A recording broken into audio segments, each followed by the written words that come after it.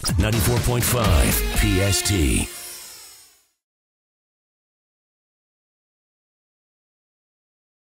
My friend had Frequency, the producer, played it for somebody at Shady Records, and they sent it over to Eminem, and then it was kind of weird because it was either Eminem or like Bebe Rexha. It was like a weird thing, and I was like, oh, whatever. And then he like disappeared for a long time, and it was just like a really weird thing. And then Rihanna tweeted about it, and I was like, oh. I got scared because the falsetto part is very hard to sing, and they actually end up that's all me singing on the post-chorus. Cause you want me to do it? I wish I could do it right now, but I don't know if I can sing it. No, I'm not going to do it. But I can do it if you want to. Do it. Oh my goodness. That was actually really good. Thank you. That was actually really good. But I got scared for a second because it was really like that post-chorus is very much so how I sing, because I was also like, I grew up on a lot of, like, not that my parents, they're from Europe, they're immigrants, but I loved a lot of classical music, so I grew up listening to a lot of like opera singers, and that's what I put into my songs a little bit. So I was like, oh no, I knew the moment that the song was getting taken that nobody would be able to re-sing that. It's just way too high. It's in a coloratura range, and to have that range is really hard. You know what I mean? So it's like, I don't even know how the hell I have that. Like, so it was cool, but when I heard it, I was like, that's okay. This is pretty dope. It led me to where I am now. You know what I mean? For people to actually care and listen, which is like a really hard thing to do. It's like I've been doing this for 10 years, and now I'm like finally like here. And they're like, oh, I'm becoming artist here. So I'm like, yeah. So you're telling me I can make it too because I nailed that part of the song. Actually, that was really good. Was that the right key? Is that the right key? I don't even know. I'm sorry. I also higher. Music theory. Oh, really? I never took it. No, I'm sorry. Music theory sucks. I know triads and something else, and that was. Yeah. They're laughing. You take music theory? Absolutely not. Oh, because they're like, haha. I've heard horror stories. Yeah, it sucks. But I mean, that song blew up, and I actually remember the tweet that it was like teasing around. I was like, I recorded a monster hook or something to that effect, and they were wondering, I was like, nah. I was like, I don't think so. So it's funny because it's like you sent out that song, got into people's hands, and then you heard nothing back until. It's kind of crazy the way it happens because, to be honest with you, like, I don't even think the way the music industry works. Sometimes it's a little dark.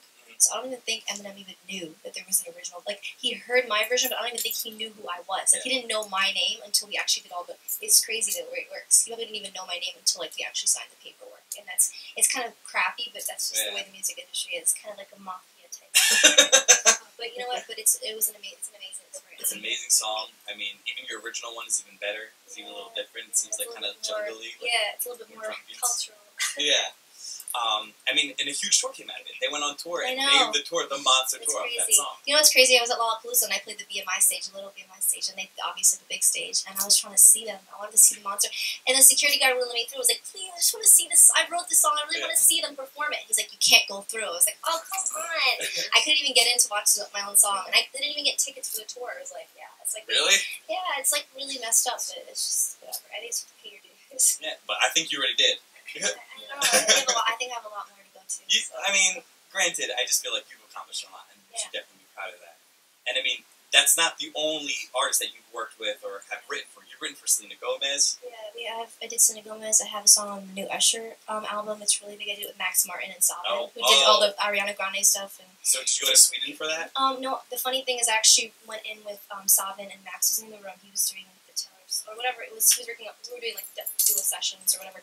Not dual, like the same time. And you get a big room, and somebody would be in this room, and you'll be in that room. So I actually went in and. I think we just started writing the song, and I was like, I really love the song, but it's like kind of not me. It's a little more urban-esque, and they were like, okay, cool, just finish it anyway. And then I heard that Usher cut it, which was really cool. And then it's on his album, so it's kind of cool. I'm like in all of you and everyone that you worked with, because I'm like a big music geek, so I always read the liner notes. And I'm like, what, Max Martin? Yeah, because he's worked with Taylor Swift. He's kind of funny because. When we're in the studio, he does this. He's just such a genius. So, like, everybody has their own thing, but he'll walk in and he'll be like, "Oh, this is not tonight," and he'll like just change it. Like he'll walk in and out of the room, and it's just like so gangster, and you're like, "Whoa." But yeah, I just did that. I have a song on the new Tinashe album, David Guetta, Pitbull, and just a lot of stuff. Maybe a Pitbull feature. You're climbing the ladder big time. So that's amazing. I mean, putting in the little, like, tokens and and then collecting to cash out. Yeah, cashing out big time.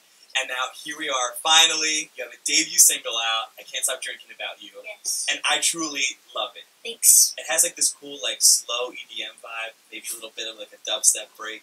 Yeah, kind of, but not really because the drums. But I was very inspired by. Have you ever heard of Sub Focus? So Sub Focus is like a UK. You guys know Sub Focus? Super dope. Like like very UK vibe. Like you have to be in the UK to kind of know. But like a little bit indie, and the songwriting that he puts on his songs is a little like indie. So I was like, oh cool, I want to do something like this, but kind of a little bit more like I don't know, poppier, or something more catchier. So we went in the studio and just did that. I had the idea, and I went in with these producers called the Monsters and the Strangers, and they kind of get away from the monsters. The funny thing is, when I'm kind of like keeping my album, like even though I've been working with a lot of like bigger writers and producers, my actual album has like maybe one or two really big producers on there, but a lot of them, like the singles and the main songs, are all up and coming producers, because I feel like they allowed me to like really create a sound. Because when you work with somebody who's bigger, they're gonna like give you that radio sound or whatever. And I personally feel like when you're a new artist, I don't want to chase that. I want to create something fresh, and I feel like people who have changed radio or changed something have done something a little risky, and I'd rather lose big than or win big. You know what I mean? Instead of like be safe. Yeah. Because you get lost in the shuffle because you sound different. Yeah. So I think it's better. Yeah. So I love What About the Song, because it's not like your normal, oh, I can't stop thinking about you. You did a spin and said, I can't stop drinking about you. Because we always like, obviously when you like somebody, you think about them.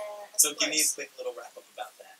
Well, there's a place in the city, actually, I was in New York, and I actually really fell in love with this guy, and he was kind of in love with me, but more in love with his ex, and he was kind of like playing this game where, something like keeps you on a string for a while, so like he would like play all these mind games with me and like manipulate me, and it was really messed up, and he kind of like chose her over me, and so I went out one night to this place called Johnny Utah's, and I keep plugging them, which I shouldn't, because you guys been to Johnny Utah's? Yeah, they get crazy. And I'd never rolled the bowl because I thought it was like really like just like slutty, and I didn't like ever like that. And when the girls do that, you're like, oh, that girl's she has something. Yeah. And I'm like, but anyway, no. So like, so I'm like, I don't want to be that girl. But anyway, that night I just was really bummed, so I rolled the bowl and I wouldn't fall off because I was so angry. So they kept on giving me like shots on the bowl to try to get me to fall off. And they like reversed it and stuff. I was so pissed off. I was like holding on tight. I was like. I was like so pissed off, and then he called me actually that night, and he was like, "I'm sorry, I changed my mind." And I was like, "No," I was like, "This is too late." I'm like, "You can't mess with my mind." And then backpedal, and then I was like, I don't want to say the thing. I was like, "F you, I'm drinking about you," and then I was like, "That's such a good song title," and then like wrote it on my phone, and then I went back to it, and I wrote the song. So it's just kind of cool. That's like based off of something real, because a lot of times people don't write stuff off; they write off of fake stuff, which is like cool that it's like based on something. If anything, that was like a lesson learned and a hit song made. Yeah, it's actually kind of crabby, because I feel like the best songs are the ones where you actually really feel pain and you're really depressed. And it's the word. It sucks, but it's the truth. You know what I mean? And you can hear it, and I keep saying it over and over again. You can relate to it because you're human, and I think other people have had that experience where it's like, all right, this sucks, and it's like someone put me through that, and they suck. Yep. So, I think people can sense, like, when it comes to a song, I think the most important thing with me in my music is, like, just feeling something. Because a lot of times what I think pop music does is, which is cool, like, we all have issues, and we're not perfect. We go home sometimes, and we may have, like, relationship issues, family issues, somebody might be sick. So sometimes we don't want to always think about our problems. We want to listen to a song and maybe feel happy once in a while. But then I also feel like sometimes we need to be able to listen to a song and really feel what we're going through to get through it. It's kind of sometimes therapy when you know that somebody else is going through the same thing. So that's what I'm trying to do, is just get people to feel. So full album out 2015 maybe? Yeah, like around February. Oh, alright, cool. Yeah. So we can definitely check out for some new music, 2015 She's full album. And how can people reach out to you? Instagram, Twitter, online? You can find me on Twitter, Instagram, YouTube, Tinder. No, I'm joking. Swipe to the right if you do. No, I'm joking. I just wanted to say that because But you can find it's just Bebe Rexha, BeBerexha. Awesome. Thank you so much for visiting us. Thank you so much. I'm Adam from 94.5 PSC and WPSC.com. Thanks so much for watching.